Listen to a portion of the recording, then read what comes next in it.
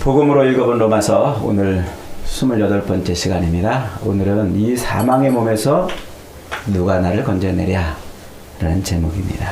이 사망의 몸에서 누가 나를 건져내랴. 바울은 예수님을 다메섹 도상에서 만나기 전까지 율법에 아주 열심이었던 사람이에요. 그리고 율법에 정통했던 사람이고 율법에 아주 열심을 다해서 의의를 이루려고 몸부림쳤던 사람이죠. 이 바울이 이렇게 열심히 율법을 붙들고 살았던 삶은 다른 거 아니에요. 하나님을 위해서 그렇게 사는 거예요. 하나님을 드러내고 하나님의 영광을 나타내려고 한 것이죠. 그런데 바울이 다마스커스로 가는 그 길 도중에 예수님을 만나고 나서 이것이 율법을 지키려고 몸부림치고 율법을 지키려고 애를 쓰는 그런 삶이 얼마나 이것이 죄인가 이걸 깨달은 거예요. 왜 어떻게 해서 이런 변화가 일어난 걸까요? 율법을 지킨다는 것이 무엇이고 율법을 지킴으로써 자기에게 얻어지는 것이 어떤 것인가 하는 것을 그때서 비로소 아는 거예요. 예수님을 만나니까. 오늘날 우리가 믿음 생활하고 신앙 생활을 한다고 하지만 사실 이 예수를 정확하게 만나지 못하면 우리 믿음도 그래요. 허공을 치는 엉뚱한 대로. 그래서 사도 바울이 지금 표현하고 있는 것처럼 율법을 지키려고 애를 쓰면 쓸수록 죄밖에는 짓는 것이 없다라는 고백을 할 수밖에 없어요. 우리 믿음 생활에서 예수를 만나야 돼요. 예수를. 그 당시는 예수님께서 직접 그들에게 나타나사 제자들을 만나주시고 이랬지만은 오늘 우리는 그 예수를 직접 만날 수가 없잖아요.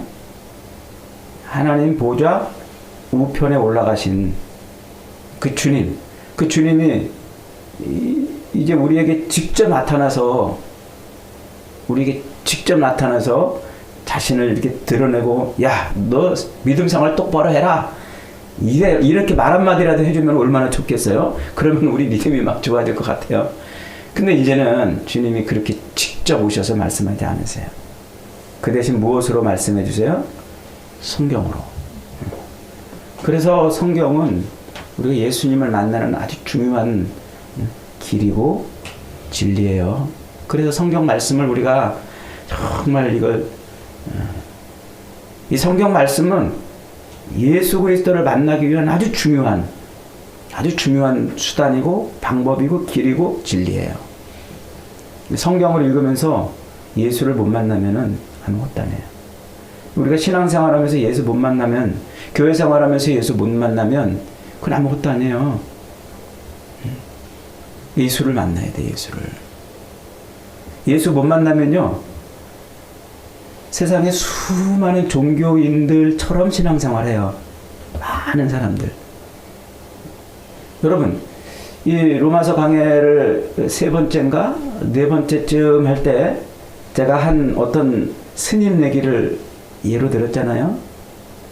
자기가 절에서 그렇게 평생을 도를 닦으면서 이 해탈의 경지에 올라보고자 애를 쓰고 무소유의 경지를 올라보고자 애를 쓰고 그리고 몸부림쳤던 그 스님이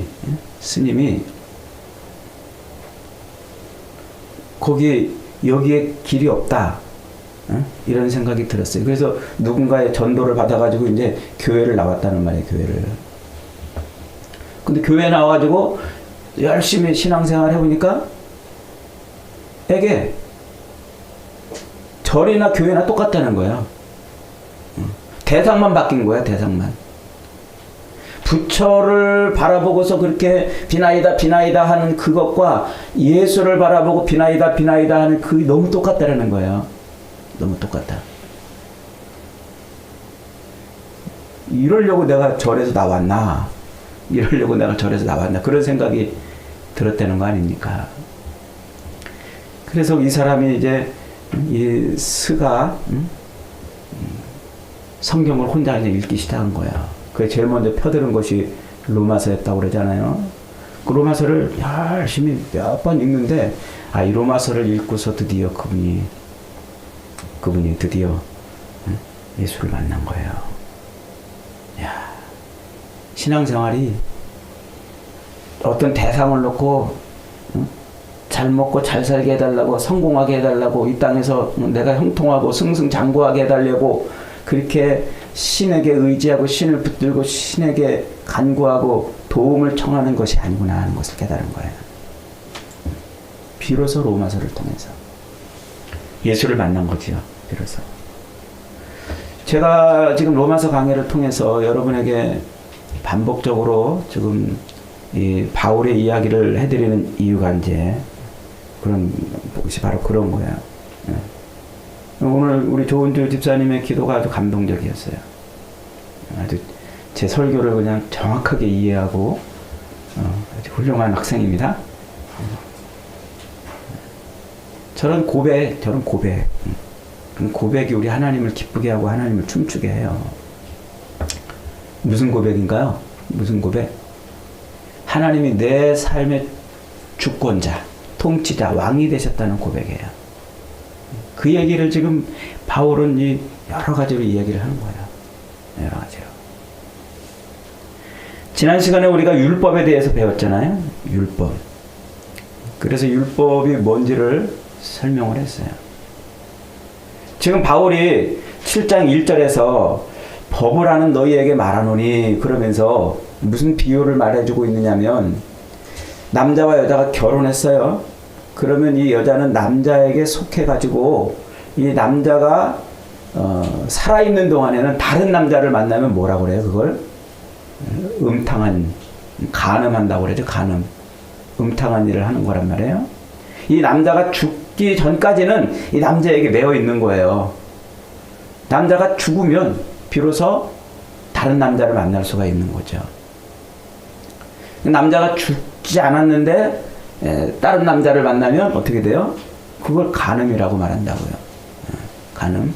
그러면서 지금 그런 예를 들어서 설명하면서 느닷없이 뭐라고 말을 하냐면 이와 같이 우리도 율법에 대해서 죽었다 이렇게 표현해요. 율법이 죽었으니까 우리가 이제 율법으로부터 자유롭다 이렇게 말하는 게 아니라 율법에 대해서 우리가 죽었다. 우리가 남자가 죽어서 여인이 자유롭다 이렇게 비유를 설명하더니 갑자기 우리가 이제 율법에 대해서 죽었다 그래요. 우리가 죽었다. 그러니까 이 비교가 갑자기 전혀 다른 관점으로 설명이 되는 거예요. 이게 무슨 말이라고 그랬어요? 율법 자체가 나쁜 것이 아니라고 그랬죠. 율법을 통해서 우리가 신앙생활하고 율법을 통해서 우리가 하나님의 통치 아래 들어가야 되는데 그 율법을 거꾸로 이해하고 신앙생활을 하는 그런 유대인들에 대한 지적을 지금 하는 거라고 그랬어요. 그 율법이 뭐라고 그랬어요? 지금 이 사도 바울은 로마서에서 이 율법을 무슨 단어로 쓰고 있냐면 노모스라는 단어로 쓰고 있다고 그랬어요. 노모스, 법이라는 말이에요. 법. 그런데 유대인들이 이해하고 있는 그 율법은 뭐냐면 토라라는 말이라고요. 토라. 히브리어로 토라.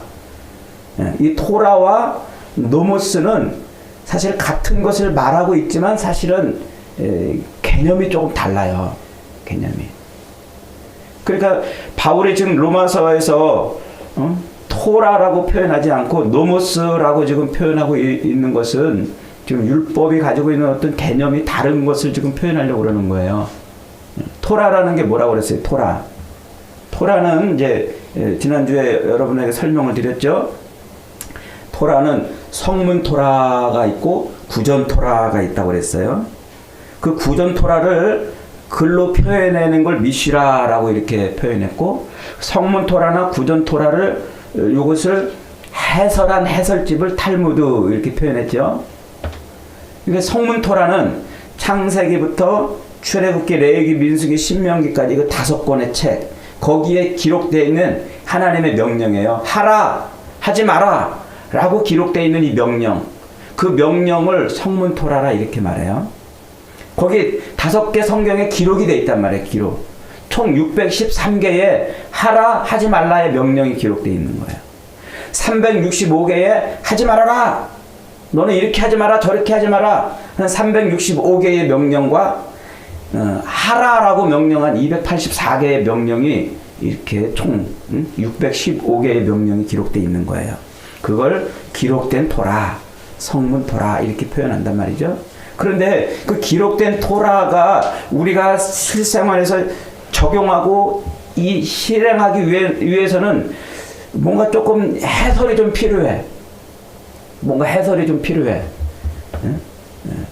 그 예를 들면은 이 토라의 핵심이 신명기 6장 4절부터 9절까지 나와 있는 쉐마로 시작되는 쉐마 이스라엘로 시작되는 이스라엘아 들으라 너희 하나님 여호와는 오직 하나인 여호와시니 너희는 온 몸과 마음과 뜻과 정성을 다하여 너희 하나님을 섬겨라. 그러면서 그 말씀을 어디다가 이마에도 새기고 손등에도 새기고 문지방에도 새기고 이 말씀을 늘 외우고 길에 앉았을 때인지 일어날 때인지 걸어갈 때인지 이 말씀을 늘 암송하라.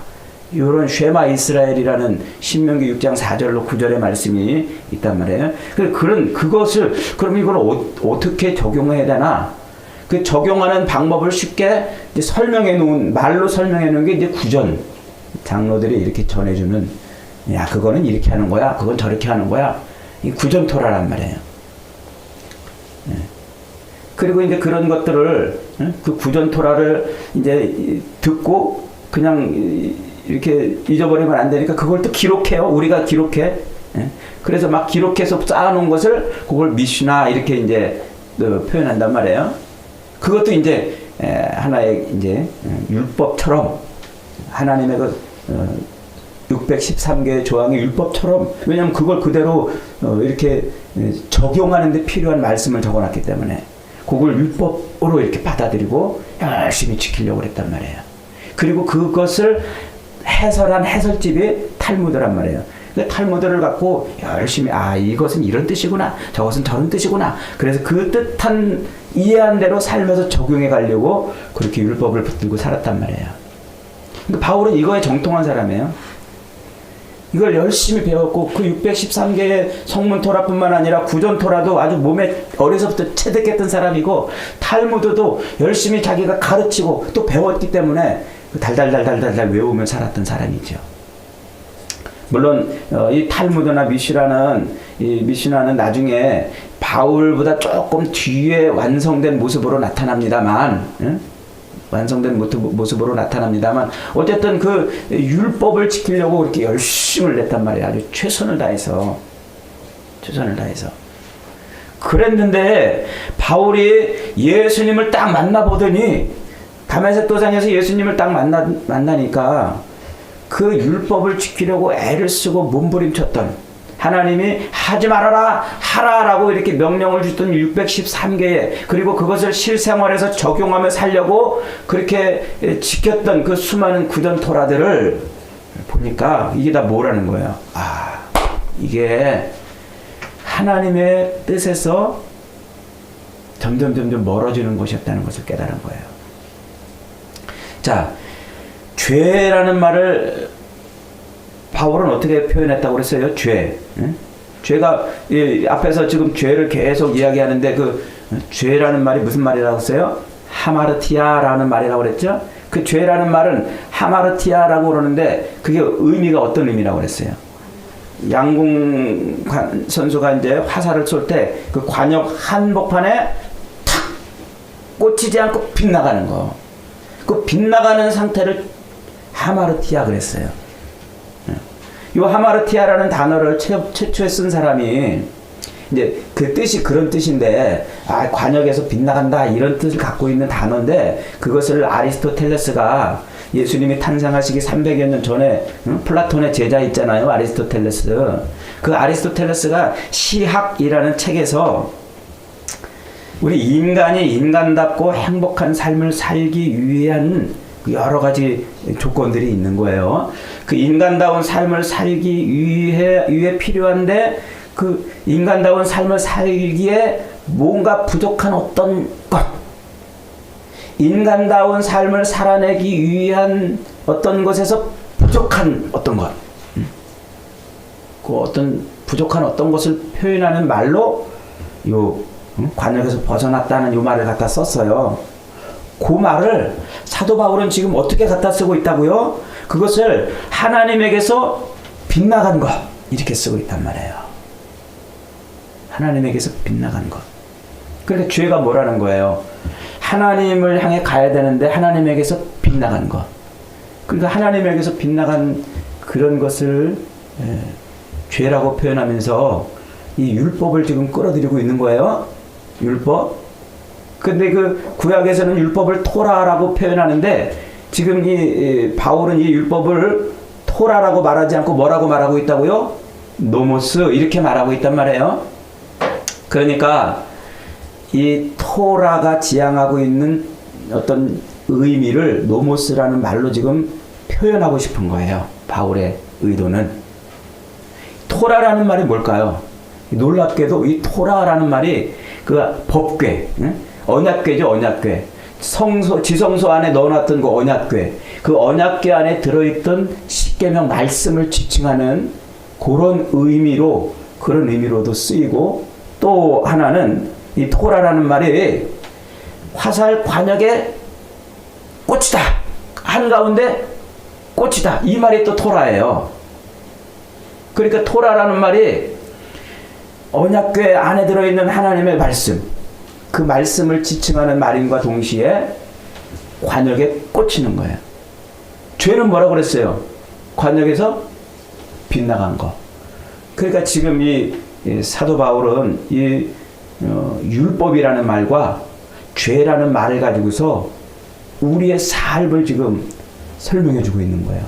그러니까 우리가 이 땅에서 열심히 율법을 지키면 어떻게 되는 거예요? 그 율법을 붙들고 살면 어떻게 되는 거예요? 관역에 꽂히게 돼 있다니까요. 왜? 토라가 관역에 꽂히는, 관역을 관통하는 것이라고 말하고 있기 때문에 그 의미가 그거란 말이에요. 토라라는 의미가 관역을 관통하는 것.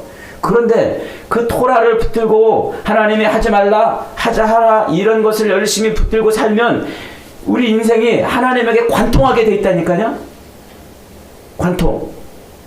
그런데 지금 어떻다는 거예요? 바울의 이야기가 관통할 줄 알았더니, 그 율법을 붙들고 살면 그렇게 하나님께 관통하는 삶을 사는 줄 알았더니 빗나가고 있다는 거예요.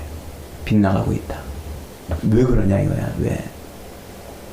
왜 율법을 붙들고 사는데 왜 빗나가냐 하는 얘기죠. 응? 그러니까 지금 이 토라라는 말로 율법을 설명하지 않고 노모스라는 말로 설명하고 있다고 그랬죠. 이것은 뭐라고 그랬어요? 법규, 그런 의미라고 그랬잖아요. 법규. 율법이 법의 의미란 말이에요. 법. 그러니까 이 법은 다른 말로 표현하면 주권이라는 말로 표현이 돼요. 주권. 한번 따라합시다. 주권. 지난번에 한번 설명드렸죠? 한 나라가 그 나라로서 존재하기 위해서는 반드시 필요한 세 가지가 있어요. 첫째, 땅이 있어야 되고, 그 땅에 사는 백성들이 있어야 되고, 그리고 또 그 백성들을 통치하는 법, 주권이 있어야 돼요.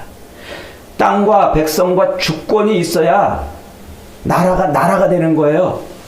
우리나라가 일제 36년 동안 땅도 있었고 그 속에 살고 있는 백성들도 있었지만 왜 세상에서 나라로 인정받지 못했어요? 주권을 일본 놈이 뺏어갔기 때문에 그래요. 우리 주권을 우리가 가지고 있지 못하고 주권을 빼앗긴 거예요. 그러니까 우리 나라로 인정을 못 받은 거예요. 그래서 저 헤이그, 네덜란드 헤이그에 가가지고 거기서 우리나라는 주권국이다라고 막 이준 열사가 막 외치고 회의장에 들어가려고 그러다가 쫓겨나고 그런 일이 벌어진 거예요. 그러니까 주권이 없으면 나라가 안 되는 거예요. 하나님의 나라도 똑같아요. 지금 하나님께서 구약 성경에서부터 계속 이루어서 이 역사의 수레바퀴를 굴려가면서 이루시려는 게 뭡니까? 그게 하나님의 나라라는 말이에요. 하나님의 나라. 그러면 하나님의 나라에 필요한 게 뭐예요? 하나님의 땅, 그리고 하나님의 백성들, 그리고 뭐예요? 그 다음에 하나님의 주권이 그 주권이 하나님의 주권이 세워져야 돼요. 그게 법이란 말이에요. 그래서 하나님께서 에덴 동산에서 아담과 하와를 지어놓고 거기서 마음껏 생육하고 번성하고 땅에 충만하고 땅을 정복하고 마음껏 누리면서 살아라. 그러나 거기 주인이 누구라? 하나님이라는 것을 잊어버리지 말라고 생명나무와 선악을 알게 하는 나무를 세워놨다고 했잖아요. 그거 따먹고 범죄하라고 세우는 게 아니고 거기에 통치자, 거기에 주인, 너 인생의 주인이 하나님이야. 너의 생명 호흡의 주인이 하나님인 걸 잊어버리지 마. 그 나무를 볼 때마다 그것을 아담과 하와는 기억하는 거예요. 표지판이죠, 표지판. 우리가 차 타고 이렇게 운전하다고 지나다 보면은 표지판이 있잖아요. 60km로 가시오. 여긴 요철이 나타나요. 혹은 또 어린이 보호구역이에요. 그런 표지판을 보면서 우리가 운전하는 것처럼 그 에덴 동산에서 열심히 살다가 선악을 알게 하는 나무, 생명나무를 보는 순간 하나님이 여기 주인이시구나. 그걸 뭐 하는 거야? 늘 기억하는 거란 말이야. 그게 하나님의 법이에요. 법. 그래서 아담과 하와가 그 법을 무시하고 그 표지판을 걷어차고 자기 인생의 주인이 자기인 것처럼 하나님 없이 하나님의 통제와 하나님의 구속을 버리고 자기 스스로 살고 싶어가지고 마귀의 유혹을 받아서 그걸 쓰러뜨려 버린 거예요. 표지판을. 그러니까 하나님이 에덴 동산에서 내쫓아 버리잖아요. 그리고 하나님이 다시 진짜 하나님의 나라를 다시 세우려고 한 나라를 선택해요. 이스라엘이라는 나라를 선택해서 그 이스라엘로 하여금 하나님의 나라 모형을 보여주는 거예요. 하나님 나라 모형. 그래서 이스라엘을 통해서 하나님이 가나안 땅을 주잖아요. 가나안 땅.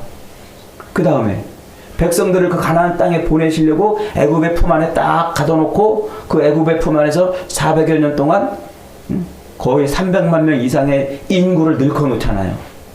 그리고 그 땅에 들어가라고 그러시고 그 다음에 하나님이 그 땅에 들어가게 하시려고 애굽에서 출애굽 꺼내신 다음에 가장 먼저 어디로 데리고 가셨어요?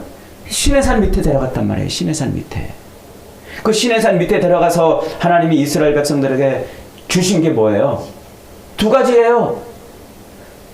십계명과 성막을 주셨어요. 십계명과 성막. 하나님의 법과 하나님이 거기 주인이라는 임재해 계시다는 하나님이 여기에 너희들 중에 함께하고 있다는 그 표시인 성막을 주신 거예요. 그래서 이 이스라엘 백성들의 그 천막촌, 그 천막촌의 넓이가 어느 정도 된다고 그랬어요? 이스라엘 백성들이 애굽에서 나올 때 20살부터 60살까지 싸움에 나갈 만한 자가 장정만 60만 명이 나왔다고 그랬어요. 그러면 그 사람들이 다 결혼 정년기에 있는 사람들이니까 아내를 얻었으니까 120만쯤 되겠죠? 거기에 이제 애들도 있을 거 아니에요. 한 가정에 두세씩 서너 명씩만 나왔다고 쳐봐요. 그래도 금방 몇 명이 돼요? 120만에 거기다 2명씩만 더해도 얼마가 돼요? 금방 300만 명 가까이 된단 말이에요. 그 300만 명이 되는 어마어마한 그 난민들이 광야로 쏟아져 나왔어요. 그들이 나가가지고 텐트를 칠 거 아닙니까? 천막을.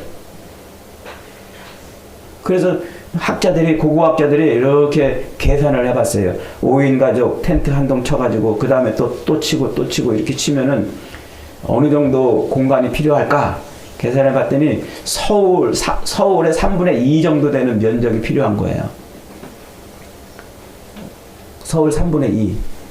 그러면 여기 치고 저기 치고 언덕도 있겠고 저 골짜기도 있겠고 산도 있겠고 이런저런 흩어져 가지고 있는데 그들이 텐트를 친 그 한 복판에 눈에 보이지도 않는 요만한 성막을 세워놨단 말이에요. 그게 잘 보여요?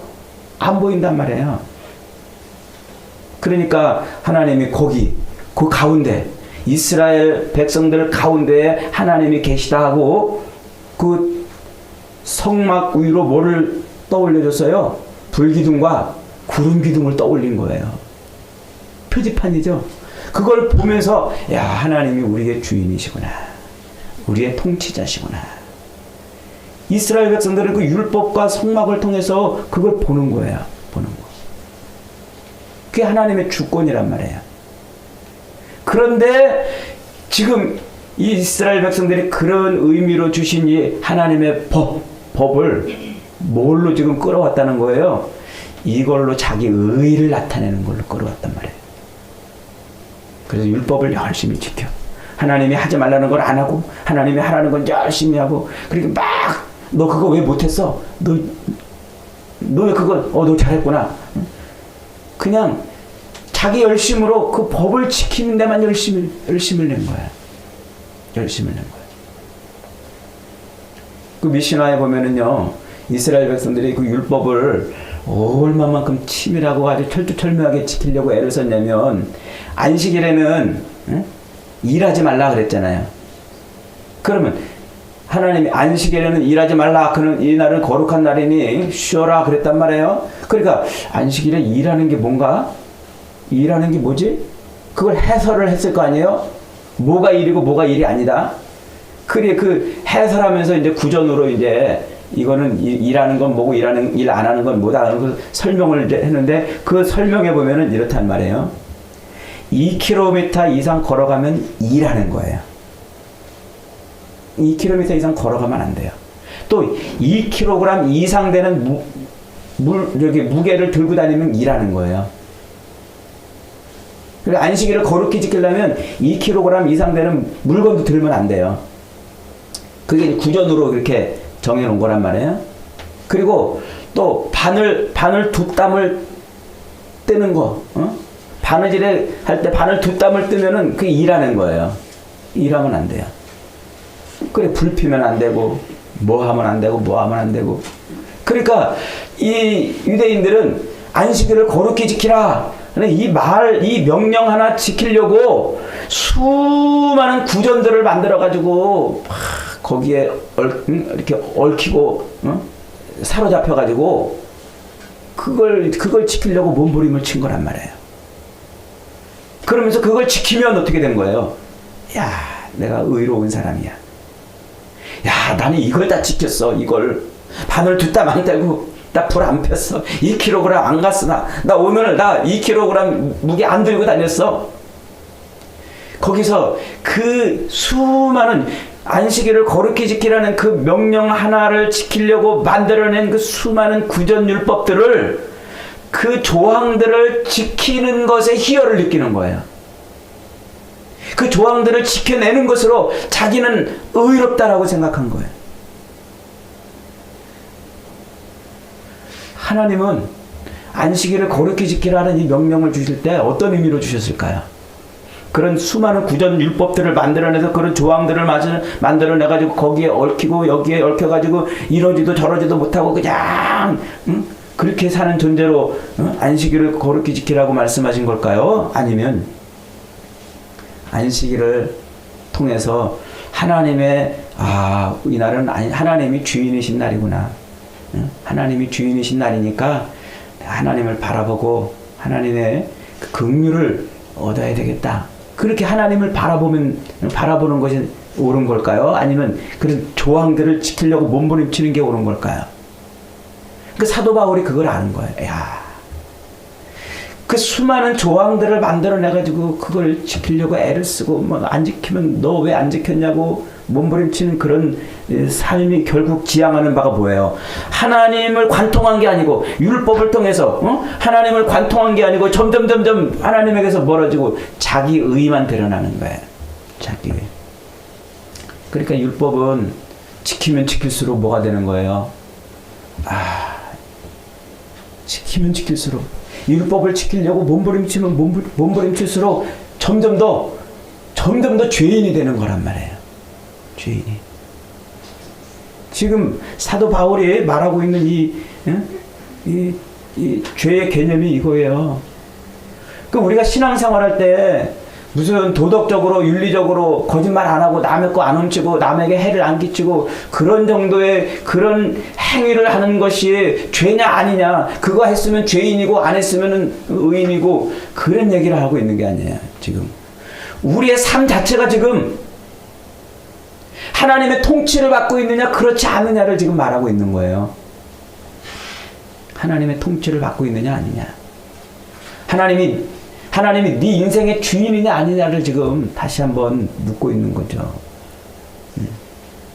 그러니까 이 율법을 열심히 지킴으로써 하나님이 내 인생의 주인이라는 것을 고백하고 그렇게 살 수 없다는 것을 아는 거예요. 그래서 바울은 율법을 지키면 지킬수록 어떻게 된다?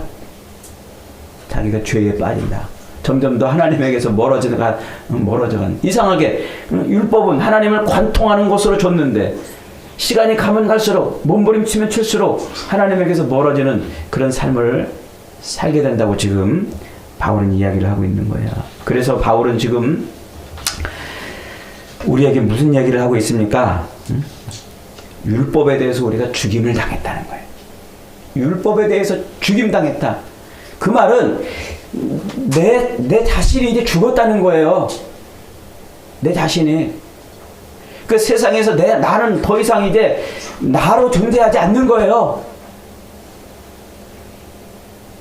내 자신이 죽었기 때문에 더 이상 이 세상에서는 내가 드러내야 될 이유가 없다. 지금 그 얘기를 말씀하고 있는 거죠.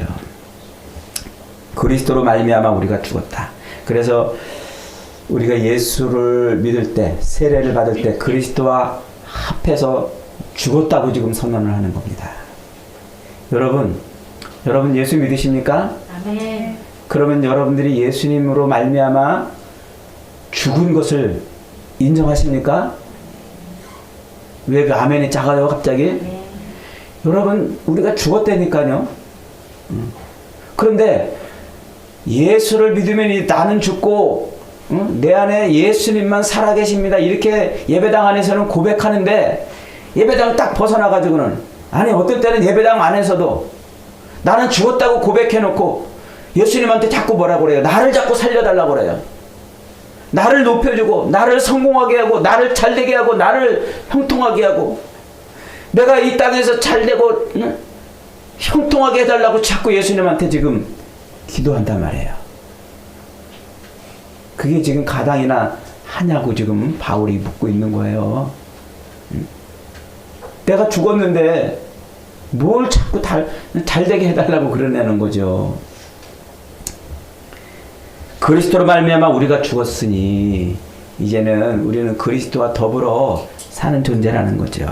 내 욕망이 죽고 내 자아가 죽고 내 욕심이 죽고 잘되고 형통하려는, 이 땅에서 잘 먹고 잘 살려는 그런 모든 것이 다 죽는 거예요. 죽는 거. 그래서 이방인들이 자기 신들 앞에 나가서 비나이다 비나이다 하는 것처럼 우리는 이제 예수를 믿는 삶이 그래서는 안 된다는 거예요. 우리의 삶의 주권이 하나님께 있음을 고백하고 사는 거예요. 고백하고. 우리가 욥기서 1장에 가면은요, 욥이 이런 고백을 해요. 욥은 동방의 의인이라고 그랬잖아요. 잘 나가던 사람이에요. 부유하기도 하고 율법에 대해서 아주 철저했던 사람이에요. 그런데 어느 날 욥이 쫄딱 망해요. 쫄딱 망하고 그리고 건강까지 잃어버리고 그런단 말이에요. 그런데 그 욥이 자기의 그 쫄딱 망하고 고통스러운 삶에 내동댕이 쳐져 있는데 뭐라고 하나님 앞에 고백하냐면, 욥기서 1장 20절로 22절을 욥이 일어나 겉옷을 찢고 머리털을 밀고 땅에 엎드려 예배하며 이르되, 내가 모태에서 알몸으로 나왔사온즉 또한 알몸으로 그리로 돌아가올지라. 주신 이도 여호와시요 거두시는 이도 여호와시니 여호와의 이름이 찬송을 받으실 지니라 하고 이 모든 일에 욥이 범죄하지 아니하고 하나님을 향하여 원망하지 아니하였다. 이게 욥기서의 아주 중요한 문맥이고 이 중요한 주제예요. 주신 이도 여호와시요 취하시는 이도 여호와시니 여호와의 이름이 찬송을 받을지어다. 오늘 우리 삶에서 우리가 이루어낼 것이 이거예요. 욥은 바로 이런 놀라운 고백과 이런 간증을 통해서 하나님을 드러내고 있잖아요. 그래서 욥의 친구들이 수없이 욥을 공박하고 욥을 미혹하고 욥을 흔들어놔도 욥이 흔들리지 아니하고 끝내 욥이 뭐라고 고백합니까? 내가 지금까지는 귀로만 들었사더니 이제는 눈으로 여호와를 봅니다 라고 고백하는 거예요. 이 놀라운 욥기의 고백을 사도 바울도 예수 그리스도를 만난 다음에 그 똑같은 고백을 하고 있잖아요. 빌립보서 1장 20절에 가면요 이런 말씀이 있어요. 바울이 빌립보 교인들에게 편지를 쓰는데 요 빌립보 교인들한테 편지 쓰는 요 때가 지금 감옥에 갇혀 있는 때예요. 감옥에 갇혀 있는 때인데 다 교인들이 다 걱정하잖아요. 아, 우리 바울 선생님이 지금 감옥에 갇혀가지고 어떡하나 걱정하고 있는데 바울이 지금 그 걱정하고 있는 교인들한테 뭐라고 편지하냐면 내가 감옥에 갇힌 거 이거 아무것도 아니야. 오히려 이게 복음을 드러내고 복음의 진보가 되는 이런 일에 하나님이 쓰시려고 그런 건지도 몰라. 그러면서 뭐라고 표현하냐면 20절부터 21절입니다. 나의 간절한 기대와 소망을 따라 아무 일에든지 부끄러워하지 아니하고 지금도 전과 같이 온전히 담대하여 살든지 죽든지 내 몸에서 그리스도가 존귀하게 되게 하려 하나니 이제 내게 사는 것이 그리스도니 죽는 것도 유익함이라. 죽는 것도 유익함이라. 우리는 예배당에 앉아서 찬송은 이런 찬송 얼마나 잘 불러요.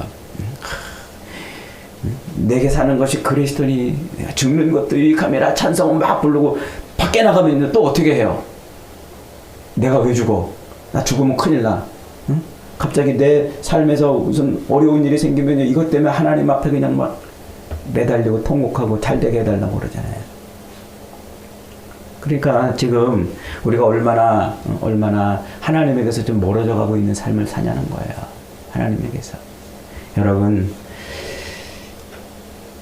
애를 쓰고 몸부림치고 이 땅에서 신앙생활을 한다고 그렇게 열심히 살아도 결국 우리가 하나님을 관통하지 않고 자꾸 빗나가는 삶을 산다는 것은 우리 이 땅에서 우리가 살아있기 때문에 그런 거예요. 우리가 살아있어서 우리를 죽여야 돼요. 내 자아가 죽어야 돼요. 내가 죽어야 돼요. 예수가 살아야 돼요. 그래서 정말 바울의 고백처럼 살든지 죽든지 내 몸에서 그리스도가 존귀히 되게 하려 하나니 이는 내게 죽는 것도 유익함이라. 이런 고백이 우리한테서 나와야 돼요. 이런 고백이. 예수 믿는 거 어렵죠? 쉽지 않죠? 정말 쉽지 않아요. 다 예수 믿는다고 하고서는 예수님으로 인해서 내가 죽었다고 그러고서는 실제로 삶에서는 살려달라고 하나님 나 좀 살려달라고 나 잘되게 해달라고 나 성공하게 해달라고 나 이만큼 높아지고 이만큼 대접받고 이만큼 얻고 이만큼 누리게 해달라고. 그래서 예수님이 인자가 올 때에 세상에서 믿음을 보겠느냐 참 믿음을 보겠느냐 그렇게 말씀하셨어요. 진짜 두려운 말이죠. 두려운 말. 여러분, 우리가 예수와 더불어서 세례를 받았다면 이제 우리는 죽은 줄, 우리는 정말 죽은 줄 고백하시길 바랍니다. 근데 진짜로 우리 안에서 예수가 살아서 우리의 삶이 그 하나님의 손에 완전히 붙들려 사는 그런 삶을 살아야 되겠습니다. 그렇게 살 때 하나님이 저와 여러분의 인생을 들어서 하나님 나라를 위한 일꾼으로 쓰시는 줄 믿으시기 바랍니다. 아멘. 저와 여러분의 인생이 나를 위한 인생이 아니라 이제 주님을 위한 인생으로 주님께 완전히 우리의 삶을 맡기고 의탁하는 그런 놀라운 복음의 인생으로 매일매일을 살아가시기를 주님의 이름으로 축원합니다. 아멘. 아멘.